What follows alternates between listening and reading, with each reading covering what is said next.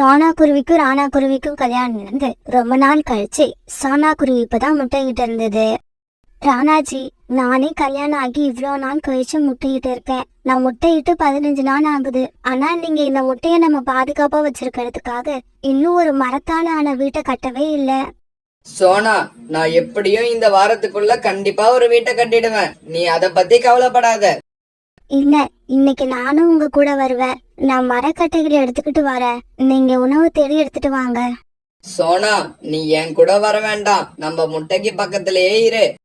இல்ல, இன்னைக்கு நான் உங்க கூட தான் வருவேன். இன்னைக்கு சாயங்காலத்துக்குள்ள நாம நம்மளுக்காகவும் நம்ம குழந்தைக்காகவும் ஒரு வலிமையான வீட்டை கட்டி முடிச்சே ஆகணும். சோனா குருவி இப்படி பிடிவாதமா சொல்ல வேற வழியில்லாத ராணா குருவி அதையும் அழைச்சுக்கிட்டு உணவு தேட போச்சு. சோனா, நீ மரக்கட்டைகளை தேடி எடுத்துக்கிட்டு வந்து இந்த இடத்துல வச்சுட்டு எனக்காக காத்துரு. நான் உணவு தேடி எடுத்துக்கிட்டு வரேன். இப்படி சொன்ன ராணா குருவி உணவு தேட பறந்து போச்சு. சோனா குருவி அந்த பக்கம் அலைஞ்சு திரிஞ்சு நிறைய மரக்கட்டைகளை சேகரிச்சு கொண்டு வந்தது. இப்படி கொண்டு வந்த மரக்கட்டைகளை ஒரு இடத்துல வச்சுட்டு ராணா குருவிக்காக காத்திருக்க ஆரம்பிச்சது. அந்த சமயத்துல திடீர்னு வானத்துல கருமேகங்கள் சூழ ஆரம்பிச்சது. இத பார்த்த சோனா குருவி ரொம்பவும் பயப்பட ஆரம்பிச்சது. மழை வரத்துக்கு முன்னாடியே நாம ஒரு நல்ல வீட்டை கட்டி முடிக்கணும். ராணாஜி கிட்ட அப்பவே சொன்னேன். ஆனா ராணாஜி நான் சொன்னத காதுல வாங்கல. இப்ப நான் நினைச்ச மாதிரியே மழை வர போகுது. இப்படி நினைச்ச சோனா குருவி தன்னுடைய கணவர் உணவு தேட போன பக்கம் வேகமா பறந்து போச்சு. இப்படி போன சோனா குருவி நதிக்கரை ஓரமா ராணா குருவி உட்கார்ந்துருக்கத பார்த்துட்டு அதுகிட்ட போச்சு. ராணாஜி, சீக்கிரம் கிளம்புங்க. நம்ம காட்டுக்கு வடக்கு பக்கத்துல இருந்து மழை மேகங்கள் சூழ்ந்து வருது. அது மழையா மாறத்துக்குள்ள நம்ம கூட்டுக்கு போய் ஆகணும். பிறகு ராணா குருவியும் சோனா குருவியும் தானியங்களையும் மரக்கட்டைகளையும் எடுத்துக்கிட்டு அவங்களுடைய வீட்டை நோக்கி பறக்க ஆரம்பிச்சாங்க. ஆனா இப்படி இவங்க கிளம்புன கொஞ்ச நேரத்திலேயே மழை பெய்ய ஆரம்பிச்சது.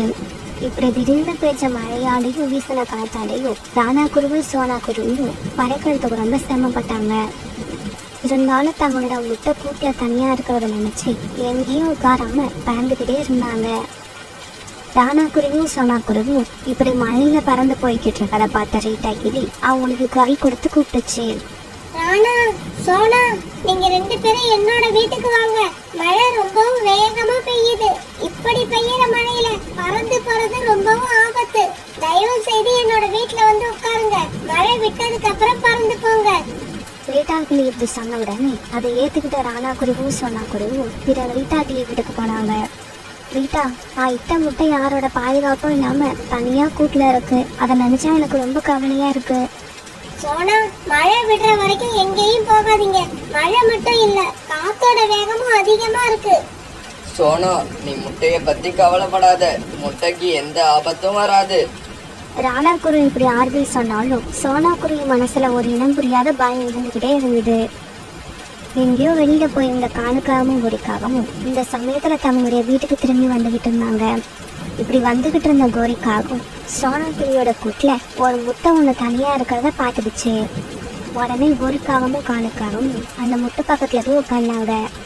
அழுச்சி, இப்படி மழை பெய்யுற சமயத்துல முட்டைய குடிச்சா அந்த சுகமே தனி. இங்க பாரு கோரி, முட்டை குடிக்கிற ஆசையில உயிரை விட்டுறாத. மழை இப்படி பெஞ்சுக்கிட்டு இருக்க சமயத்துல நாம இங்கே உட்காந்துருக்கிறது சரியில்லை.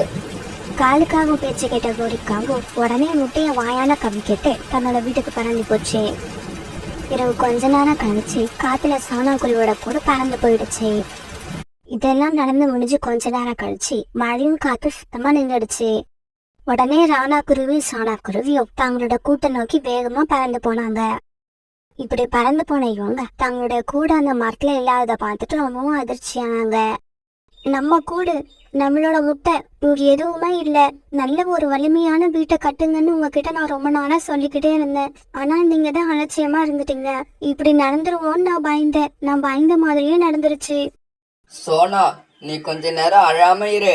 நீ அழுவறதால இப்ப எதுவும் ஆக போறதில்ல. நாம வீடு கட்டி இருந்தா கூட அந்த முட்டை நம்மளை விட்டு போகணும்னு இருந்தா ஏதோ ஒரு வழியில கண்டிப்பா போயிடும். ராணா குருவி இப்படி ஆறுதல் சொன்னாலும் சோனா குருவி தன்னோட முட்டையை நினைச்சு அழுதுகிட்டே இருந்தது. சோனா குருவியோட முட்டையை எடுத்துக்கிட்டு போன கோரிக்காகவும் அந்த முட்டையை குடிக்க தயாரானப்ப கோரிக்காவத்தோட தங்கச்சி அங்க வந்துருச்சு. அகோசி, நீ என்ன தனியா வந்திருக்க? கோரி அக்கா, அம்மா தான் என்னை இப்ப அனுப்பி விட்டாங்க. அம்மாவுக்கு பயங்கரமா ஜுரம், அப்புறம் 2 காலையும் கொடையுதான். இந்த மாதிரி சமயத்துல முட்டை குடிச்சா சரியா போயிடும்னு பக்கத்து வீட்டுல உள்ளவங்க சொன்னாங்க. ஓஹோ, அதனால கோரி அக்கா வீட்டுக்கு போனா எப்படியும் முட்டையை வாங்கிக்கிட்டு போலான்னு இங்க வந்துட்ட. ஆமா மாமா, அம்மா தான் போய் கோரி கிட்ட சொன்னேன். கோரி எங்கேயாவது முட்டையை தேடி கொடுப்பான்னு சொன்னாங்க. அகோசி, நீயும் நல்ல சமயத்துல தான் வந்திருக்க. இந்தா, இந்த முட்டையை எடுத்துட்டு போய் அம்மா கிட்ட கொடு. கோரி, முட்டையை இப்படியே கொடுக்காத, யாராவது பார்த்துட்டா பிரச்சனை ஆயிடும். ஒரு கூடைக்குள்ள இந்த முட்டையை வச்சு அது மேல ஒரு துணியை போட்டு கொடுத்து அனுப்பு. அப்பதான் முட்டை உள்ள இருக்கிறது யாருக்கும் தெரியாது. பிறகு கோரிக்காவும் காலுக்காக சொன்ன மாதிரியே ஒரு கூடையில முட்டைய வச்சு துணியால மூடி கொடுத்து அனுப்புச்சு. பிறகு அந்த முட்டையை தூக்கிக்கிட்ட அகோசி அங்கிருந்து தன்னோட வீட்டுக்கு பறந்து போச்சு.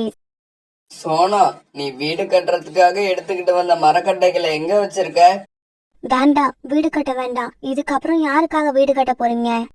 சோனா, நான் சொல்றத புரிஞ்சுக்க.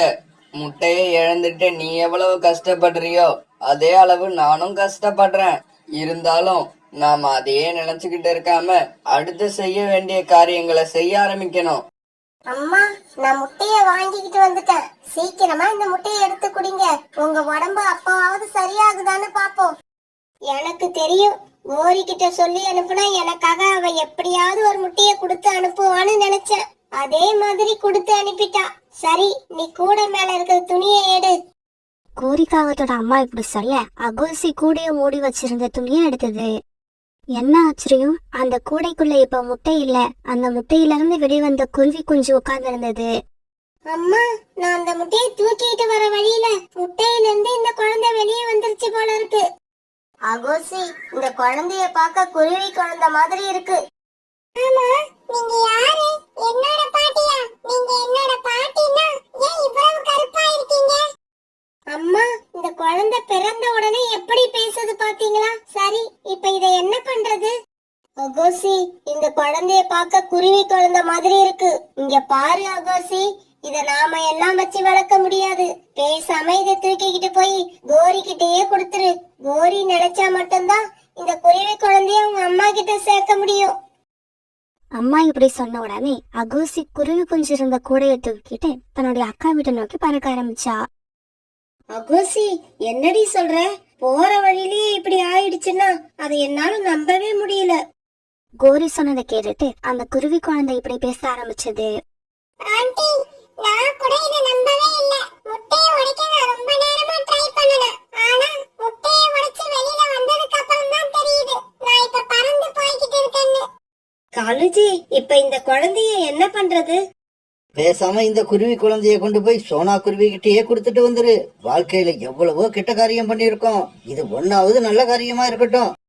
பிறகு கோரிக்காவும் அந்த குருவி குழந்தைய தூக்கிட்டு சோனா குருவிய பார்க்க பறந்து போச்சு. அந்த சமயத்துல ராணா குருவி தங்களுக்காக ஒரு வீட்டை கட்டிக்கிட்டு இருந்தது. ராணா குருவி இப்படி வேலை செஞ்சுக்கிட்டு இருந்தாலும் அது கண்ல இருந்து காணாம போன தன்னோட முட்டையை நினைச்சு கண்ணீர் வந்துகிட்டே இருந்தது. இதையெல்லாம் தூரமா உட்கார்ந்திருந்த சோனா குருவி பாத்துருச்சு. உடனே அந்த ராணா குருவி பக்கத்துல வந்தது.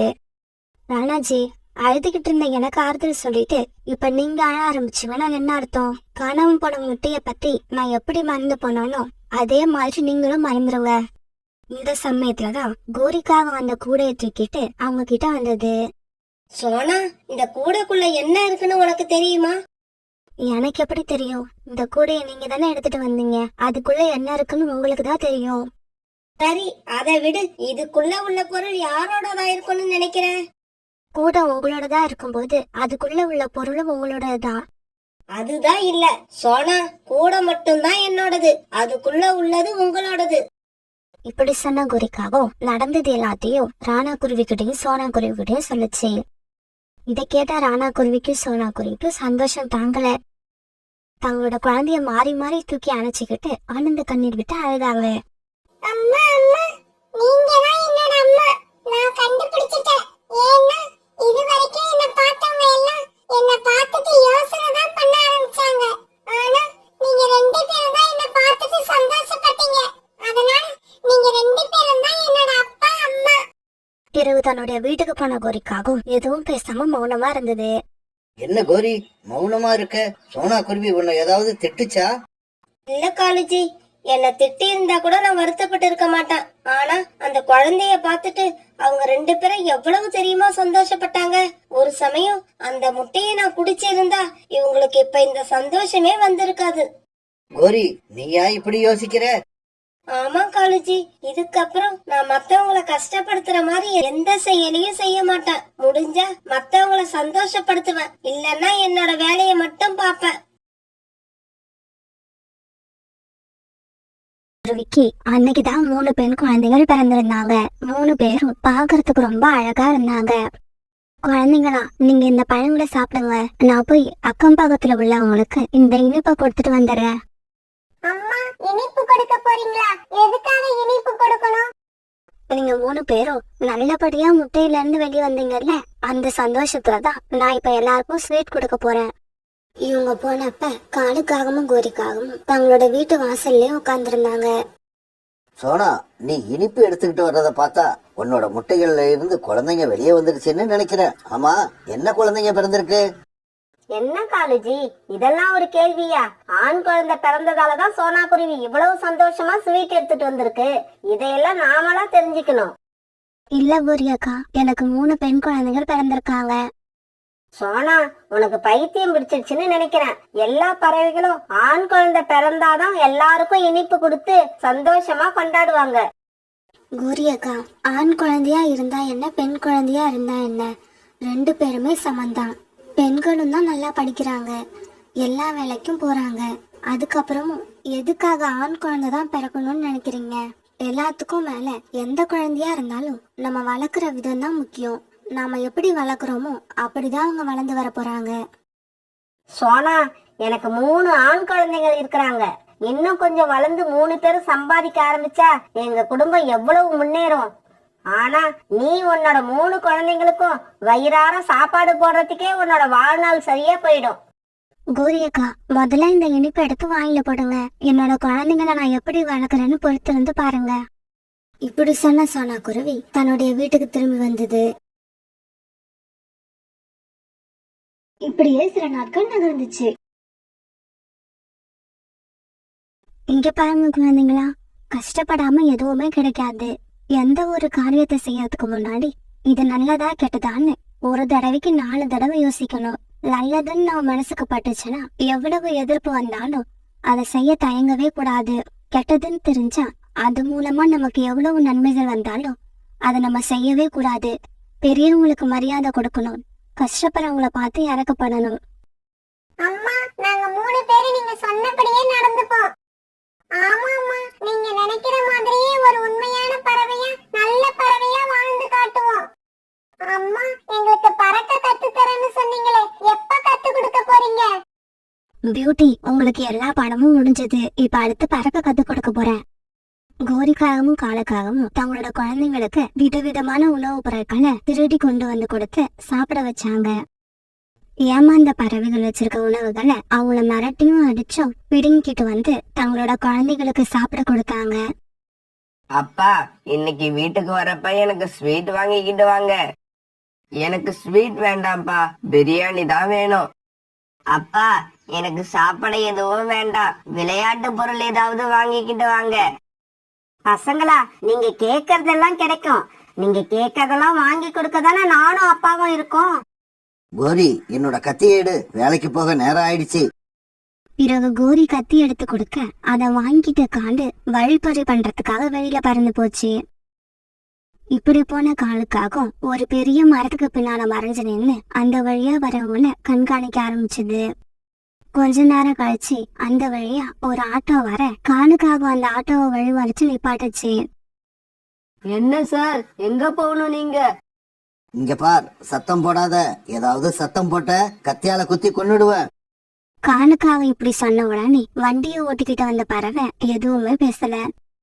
சீக்கிரம் சீக்கிரம், கழுத்துல போட்டிருக்க நகை, கையில வச்சிருக்க பணம் எல்லாத்தையும் எடுத்து கொடுங்க. தேவையில்லாம என்னோட கத்திக்கு வேலை வச்சிடாதீங்க. காலுக்காக இப்படி சொல்ல பிறகு அழுதுகிட்டே பின்னாடி உட்கார்ந்து இருந்த பறவைகள் தங்க கிட்ட இருந்த நகைகள், பணம் எல்லாத்தையும் எடுத்து காலுக்காகத்துக்கிட்ட கொடுத்தாங்க.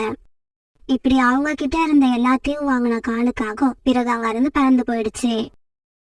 என்னோட நகையெல்லாம் போயிடுச்சு, நான் என்ன பண்ணுவேன்?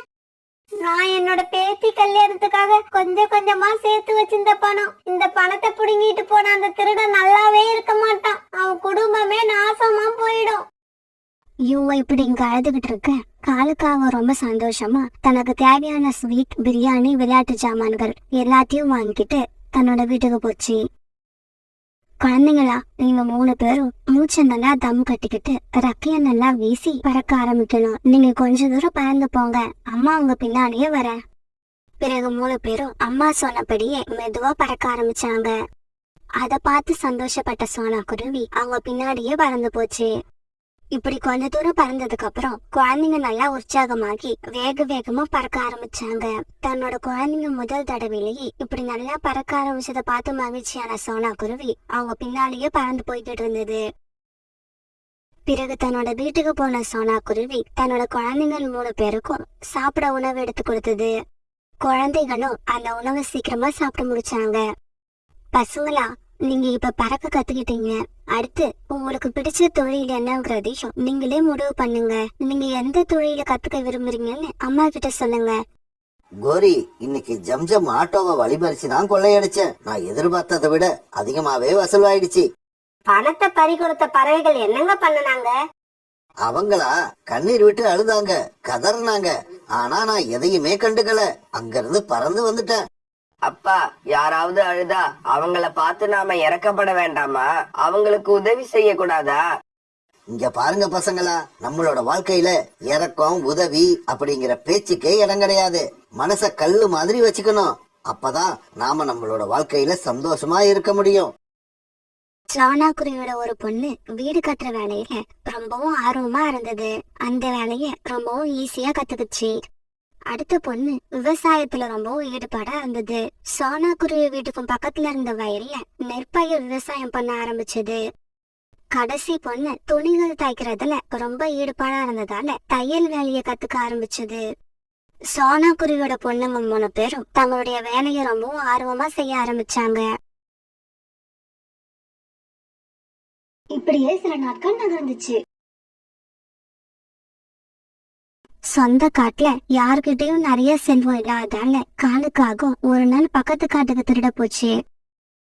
ஆனா அந்த வீடு ஆந்தைகளோட வீடுன்னு காலுக்காகத்துக்கு தெரியல.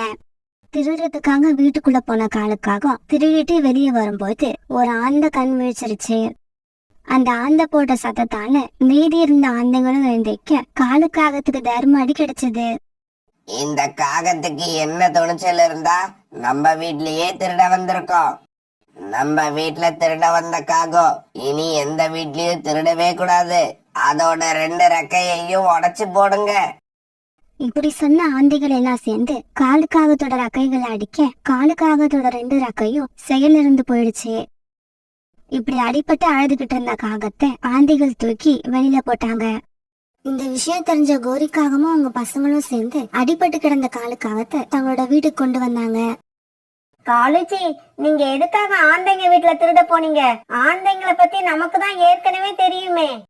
கோரி, எனக்கு அது பணக்கார வீடுன்னு மட்டும்தான் தெரியும். அந்த வீட்டுல ஆந்தைங்க வாழ்றாங்கன்னு எனக்கு தெரியாது. எனக்கு இப்படி அடிபட்டது கூட வருத்தம் இல்ல கோரி. இதுக்கப்புறம் என்னால பறக்க முடியாது. மத்தவங்க உதவியை எதிர்பார்த்துதான் நான் காலம் பூரா வாழ்ந்தாகணும். அதை நினைச்சாதான் எனக்கு ரொம்பவும் வருத்தமா இருக்கு. காலுக்காக இப்படி சொன்ன உடனே பசங்க 3 பேரும் ஒருத்தர் முகத்தை ஒருத்தர் பாத்துக்கிட்டாங்க. அப்பா, இது வரைக்கும் எங்களுக்காக நீங்க சம்பாரிச்சுக்கிட்டு வந்தீங்க. இதுக்கப்புறம் எங்க செலவுக்கு யார் பணம் கொடுப்பா? என்னடா இப்படி கேக்குற? நீதான் வீட்டுக்கு மூத்த மகன். நீ தானே இனிமே பொறுப்பா சம்பாதிச்சு கொண்டு வரணும். அம்மா, இவ்வளவு பேருக்கு என்னால சம்பாரிச்சுக்கிட்டு வந்து சாப்பாடு போட முடியாது. அண்ணனே இப்படி சொன்னா நான் என்ன பண்ண முடியும்? நான் அண்ணனை விட சின்னவன் தானே.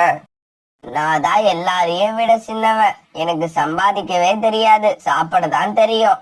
அம்மா, நான் கடற்கரைக்கு பக்கத்துல உள்ள காட்டுக்கு போக போறேன். அங்கேயும் நிறைய காகங்கள் வாழ்றாங்கன்னு கேள்விப்பட்டேன். என்னோட வாழ்க்கையை நான் அங்கேயே அமைச்சுப்பேன்.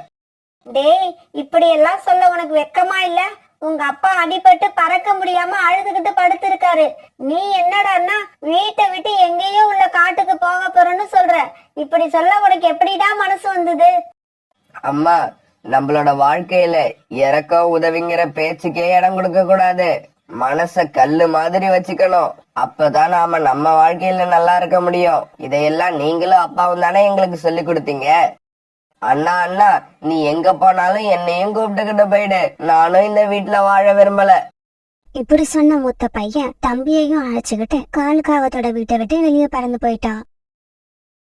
மறுநாள் பொழுது விடிஞ்சிச்சு. காலுக்காக திருட போன இடத்துல இப்படி அடிப்பட்ட விஷயம் காட்டுல உள்ள எல்லா பறவைகளுக்கும் தெரிஞ்சிருச்சு. நம்ம காட்டுல இவ்வளவு நாள் திருட்டு போயிட்டு இருந்ததுக்கு காரணமே காலுக்காகம் தான். ஆமா, நான் கூட இப்பதான் கேள்விப்பட்டேன். இது என்னால நம்பவே முடியல. அடுத்தவங்க வயிற்றுல கொட்டிக்கிட்ட காலுக்காகத்துக்கு இதுதான் சரியான தண்டனை. கோரி, எனக்கு ரொம்ப குளிருது, ஒரு போர்வை இருந்தா எடுத்து கொடு. காலுஜி, இது வரைக்கும் நீங்க திருடிட்டு வந்த எல்லா பணத்தையும் குழந்தைங்களுக்காக தான் செலவு பண்ணணும். ஆனா நல்ல விஷயங்கள் எதுவுமே நாம நம்ம குழந்தைங்களுக்கு சொல்லி கொடுக்கல. அதனாலதான் இப்படி கஷ்ட காலத்துல குழந்தைங்க நம்மளை விட்டு பிரிஞ்சு போய் இன்னும் கஷ்டத்தை கொடுக்கறாங்க. இருங்க, சோனாக்குரு வீட்டுல போய் ஒரு போர்வை இருந்தா வாங்கிட்டு வரேன். சோனாக்குரியோட பெரிய பொண்ணு ஒரே நாள்ல பெரிய வீட்டை கட்டி முடிக்கிற அளவுக்கு அந்த வேலையை நல்லா கத்துக்கிட்டா. ரெண்டாவது பொண்ணு தான் விவசாயம் செஞ்ச வயல்ல நிறைய நெற்பயிர்களை விளைவிச்சு பெரிய சாதனையே பண்ணிட்டா. மூணாவது பொண்ணு இப்ப குளிர்காலங்கிறதால ஸ்வெட்டர், மங்கி கேப், போர்வை இப்படிப்பட்ட துணிகளை நிறைய தச்சு வியாபாரம் பண்ண ஆரம்பிச்சா. சோனாக்குருவி வீட்டுக்கு வந்த கோரிக்காக அழுதுகிட்டே இப்படி சொல்லுச்சு. சோனா, எனக்கு ஒரு போர்வை இருந்தா கொடு. காலு இப்ப ரெக்கையில காயம்பட்டு பறக்க முடியாம வீட்லயே படுத்திருக்காரு. இந்த சமயத்துல உதவ வேண்டிய மூத்த பசங்க 2 பேருமே வீட்டை விட்டு ஓடிட்டாங்க. நீ சொன்னது உண்மைதான் சோனா. பசங்களா பொண்ணுங்களாங்கிறது முக்கியம் இல்ல, நாம அவங்களை எப்படி வளர்க்கறோங்கிறது தான் முக்கியம். இந்தாங்க கோரியக்கா, இந்த போர்வைகளை எடுத்துட்டு போங்க. இது என்னோட கடைசி பொண்ணு தச்சது. அப்புறம் இப்போ உங்க வீட்டுல இருக்கிற சின்ன பையனையாவது நல்ல விஷயங்களை சொல்லி கொடுத்து நல்ல பறவையா உருவாக்குங்க.